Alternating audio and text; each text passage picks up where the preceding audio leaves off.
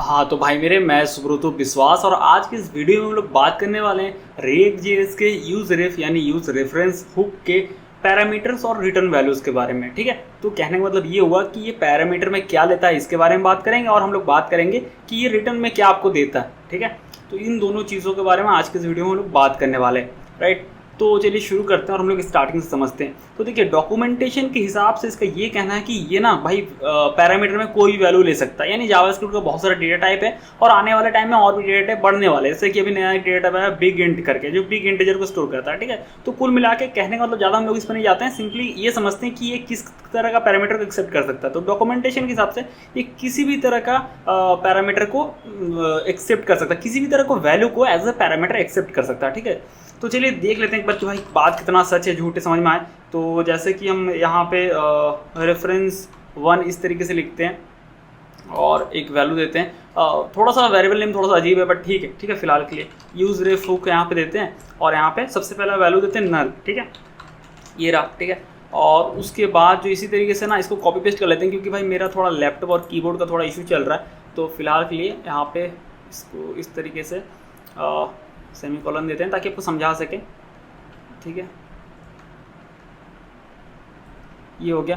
तो रेफरेंस 1, ठीक है, रेफरेंस 2, रेफरेंस 3, इस तरीके से 3-4 वेरिएबल बना लेते हैं ताकि ना इसको इजीली हम लोग समझ सकेंगे कि क्या ये सच में ऐसा है या फिर बस ये बोलने के लिए। ठीक है, नल होता है, फिर अनडिफाइन होता है। ठीक है, अनडिफाइन भी होता है। ठीक है, उसके बाद मान के चलते इंटीजर होता है, तो जैसे यहाँ पे देते हैं 100, है ना। स्ट्रिंग भी होता है। ठीक है, तो पैरामीटर में हर तरह का वैल्यू पास करके देखते हैं। तो यहाँ पे हम अपना नाम लिख देते हैं सुब्रतो। ठीक है, तो इसी तरह इसको और पेस्ट कर देते हैं। यहाँ पे इतना नहीं लगेगा लेकिन फिर भी समझने के लिए। ठीक है, इंटीजर है, फिर मान के चलिए एरे होता है। ठीक है, तो हम लोग यहाँ पे एरे दे के देखते हैं। ठीक है, ऑब्जेक्ट होता है। ऐसे और भी बहुत सारा टाइप है, सेट है, मैप है, बहुत कुछ है, लेकिन फिलहाल के लिए उतना नहीं आता है, एक बेसिक लमसम में समझते हैं। ठीक है, ऑब्जेक्ट होता है जैसे कि x = 10 और y = 20, इतना। ठीक है, तो ये तो हम लोग समझ गए कि पैरामीटर का टाइप। ठीक है, तो 4, 5 यहाँ पे 6 देते हैं। ठीक है, वेरिएबल का नेम, ताकि क्लैश ना करे। तो अब समझ गए कि यहाँ पे जो है इसका जो कहना है कि जो यूज रेफ जो हुक है ना, वो पैरामीटर में भाई किसी भी तरह का जो है वैल्यू को एक्सेप्ट कर लेता है। ठीक है, ये इसका कहने का मतलब हुआ अकॉर्डिंग टू डॉक्यूमेंटेशन। ठीक है, अब देखिए यहाँ पे होता क्या है, जो भी वैल्यू को पास करते हैं ना, जो भी वैल्यू को पास करते हैं वो वैल्यू जो है क्या करता है, ये एक ऑब्जेक्ट बनाता है और उस ऑब्जेक्ट के करंट प्रॉपर्टी में उस वैल्यू को सेट कर देता है। ठीक है, अभी हम लोग देखेंगे, आप बोलोगे कहाँ ऑब्जेक्ट बनाता है, कहाँ है, दिखाओ भाई। ठीक है, तो अब सबको हम दिखाने वाले, टेंशन मत लीजिए। जो भी वैल्यू लोग पास कर रहे हैं, नल पास की ना, तो ये क्या करेगा, ये एक ऑब्जेक्ट बनाएगा और उस ऑब्जेक्ट का वैल्यू रखेगा करंट प्रॉपर्टी, और करंट प्रॉपर्टी का वैल्यू को सेट करेगा। मतलब उसका वैल्यू में ये वैल्यू हम जो पैरामीटर में पास करेंगे ना, वो सेट कर देगा। जैसे यहाँ 100 था, तो ये ऑब्जेक्ट बनाएगा और ऑब्जेक्ट में करंट प्रॉपर्टी रहेगा और उस प्रॉपर्टी का वैल्यू 100 सेट होगा। जैसे यहाँ सुब्रतो लिखा हुआ है, तो एक ऑब्जेक्ट बनाएगा जिसमें कि करंट प्रॉपर्टी होगा और उस करंट प्रॉपर्टी का वैल्यू होगा सुब्रतो, इसी तरीके से। लेकिन एक बार ये भी समझ सकते हैं कि भाई अगर मान के चलो कोई वैल्यू अगर हम लोग पास ही नहीं करवाते हैं तो फिर क्या होगा। तो जब भी हम लोग किसी भी चीज़ में ना फंक्शन में वैल्यू पास नहीं कराते हैं तो क्या होता है, वो अनडिफाइन जाता है, क्योंकि हम लोग कुछ पास नहीं करा, वो डिफाइंड नहीं है भाई। तो क्या जाता है, अनडिफाइंड। तो क्या होगा, वही चीज़ होगा ना। तो भाई क्या होगा कि एक ऑब्जेक्ट बनाएगा जिसमें करंट प्रॉपर्टी होगा और करंट प्रॉपर्टी का वैल्यू को सेट कर देगा अनडिफाइंड, क्योंकि आपने कुछ पास नहीं कराया था। सिंपल लॉजिक है ना, क्या वैल्यू नहीं भी पास कराते तो। ठीक है, तो अभी हम लोग रिटर्न वैल्यू पे आने वाले कि उसी में हम लोग अभी देखेंगे। अभी तो हम आपको बोल दिए थ्योरेटिकली कि भाई ऐसा ऐसा होता है, ऐसा सेट किया जाता है। ठीक है, लेकिन अभी इसको लोग प्रैक्टिकली देखेंगे भी। और एक चीज़ इसमें बोला जाता है कि जैसे जो भी आप वैल्यू पास करा रहे हैं ना, ये जो इनिशियली जो इसमें वैल्यू आ जाता है, उसके बाद अगर रेंडर मतलब हर बार कॉम्पोनेंट री रेंडर होता है, किसी ना किसी अगर अपडेट होता है, तो बार बार अगर री रेंडर हो रहा है ना, तो इनिशियल में जो अपने वैल्यू पास किया वही इसमें रह जाएगा। उसके बाद कितना भी रेंडर और उसमें अपडेटेड वैल्यू भी आए तो वो चीज़ इसमें सेट नहीं होने वाला है भाई। ठीक है, हम लोग उसको देखेंगे भी प्रूफ के साथ। ठीक है, तो आप समझिए पैरामीटर्स का मतलब कि भाई पैरामीटर्स में क्या क्या हम लोग पास करा सकते हैं। तो अभी हम लोग बात करेंगे रिटर्न वैल्यूज़ के बारे में। ठीक है, तो अभी हम लोग बात कर लेते हैं कि रिटर्न वैल्यूज़ में इसमें क्या क्या रिटर्न वैल्यू का क्या सीन है यहाँ पे, वो समझ लेते हैं। तो देखिए भाई, रिटर्न वैल्यू का क्या सीन है कि ये ना यूज रेफ वो क्या करता है, रिटर्न करता है एक ऑब्जेक्ट। ठीक है, रिटर्न करता है एक ऑब्जेक्ट जिसमें कि एक प्रॉपर्टी होता है, एक ही सिंगल प्रॉपर्टी होता है करंट। चलिए देख लेते हैं, तभी तो समझेंगे, बिना देखे कैसे समझेंगे, है ना। बिना थ्योरेटिकली कुछ भी समझ में आए, लेकिन देखना पड़ेगा ना। तो कंसोल लॉग करते हैं यहाँ पे और इसको समझते हैं अच्छे से भाई। चलिए ठीक है, यहाँ पे लिखते हैं रेफरेंस 1 इस तरीके से, और यहाँ पे जो है कॉमा देते हैं, यहाँ पे रेफ 1 इस तरीके से देते हैं, और यहाँ पे सेमीकोलन देते हैं। ठीक है, इसी को कॉपी पेस्ट कर लेते हैं 5 से 7 बार, ठीक है। यहाँ पे 2 देते हैं यहाँ पे, उसके बाद एक एक करके लिखते हैं। थोड़ा सा मेरा कीबोर्ड माउस थोड़ा सा ख़राब है, मतलब कीबोर्ड थोड़ा सा, ठीक है, तो इसीलिए लैपटॉप का कीबोर्ड से भी करना पड़ रहा है, और जो है मतलब थोड़ा भाई यहाँ पर कंट्रोल सेटिंग अलग ही है, लेकिन भाई वीडियो बनाना है तो भाई बनाना है, अभी लैपटॉप से करना पड़ेगा, ठीक है। तो रेफरेंस यहाँ पे इसको 2 लिखना है, कुछ कीबोर्ड से कर रहे हैं, कुछ लैपटॉप के कीबोर्ड से कर रहे हैं, ताकि भाई यहाँ पे कुछ डिस्टर्ब ना हो वीडियो बनाने में। 5, ये हो गया 6, ये हो गया 7, ठीक है। इसको चलिए सेव करते हैं और चलिए देखते हैं ब्राउज़र पे यहाँ पे, ठीक है। यहाँ पे अच्छा उसके लिए यहाँ पे जो है एक बार इसको रन करना पड़ेगा, ठीक है।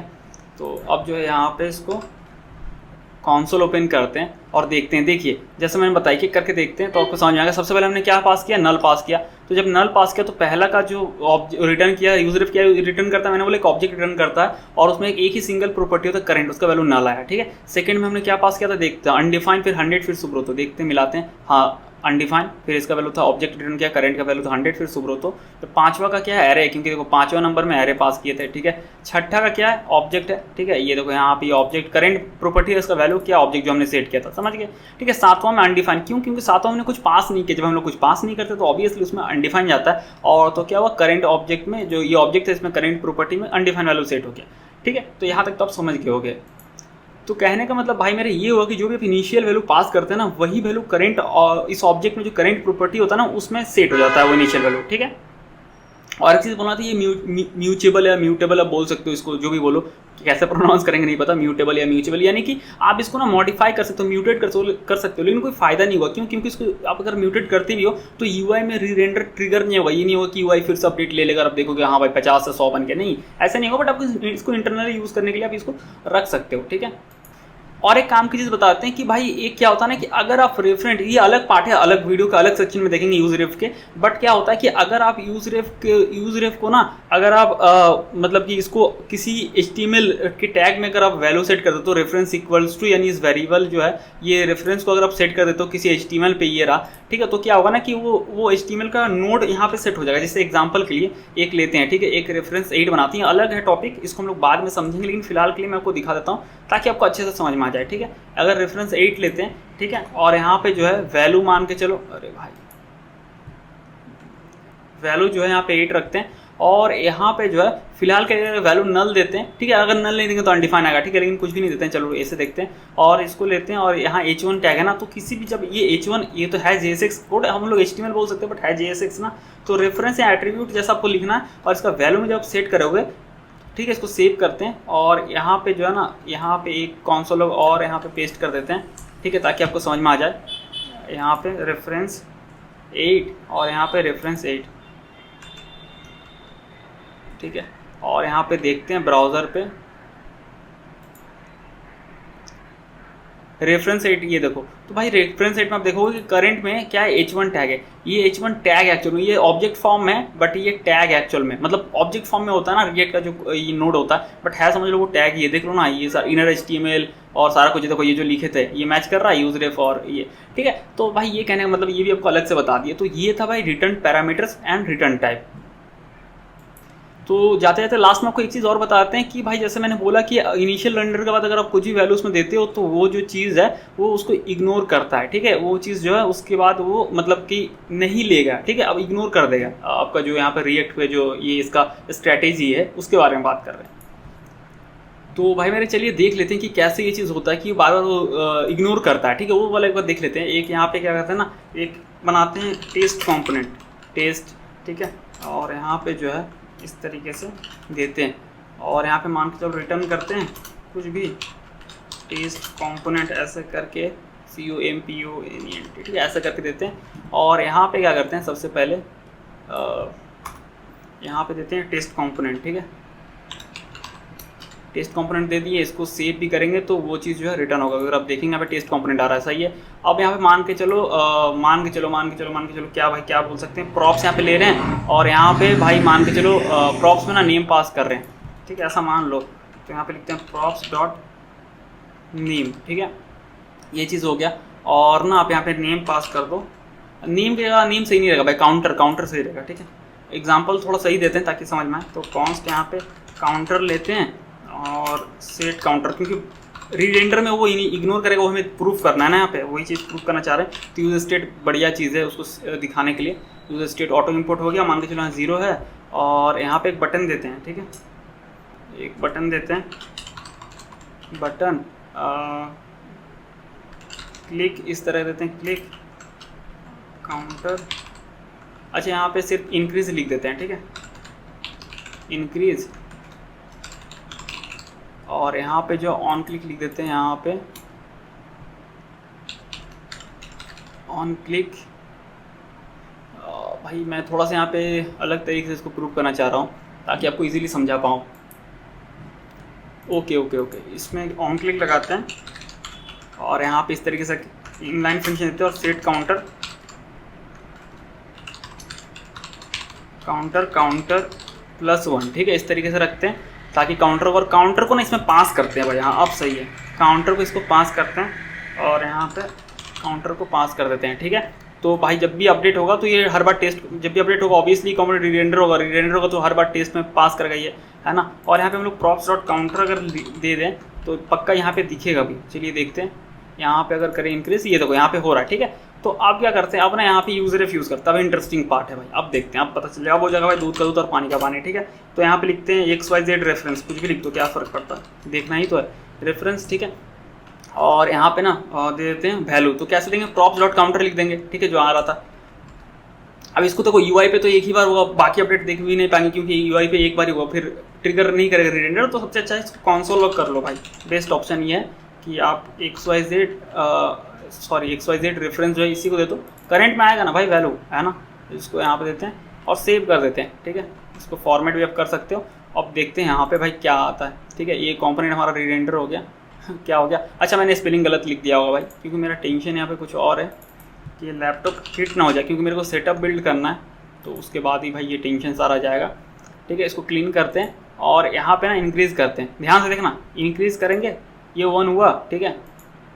देखो ये अपडेट हो रहा है भाई मेरे, ये अपडेट हो रहा है, मैं नहीं बोल रहा अपडेट नहीं हो रहा, बिल्कुल अपडेट हो रहा है। लेकिन देखो करंट ये 000 आ रहा है, देख रहे हो, है ना। तो प्रूफ हो गया, जो स्टेटमेंट लिखा होता है डॉक्यूमेंटेशन की भाई आपका जो है ये किसी वैल्यू को लेता है वो दिक्कत नहीं, लेकिन जो पहला बार लेगा वही ये फिक्स कर देगा कि भाई यही इनिशियल वैल्यू मेरे को मिला था, फिक्स कांस्टेंट हो गया।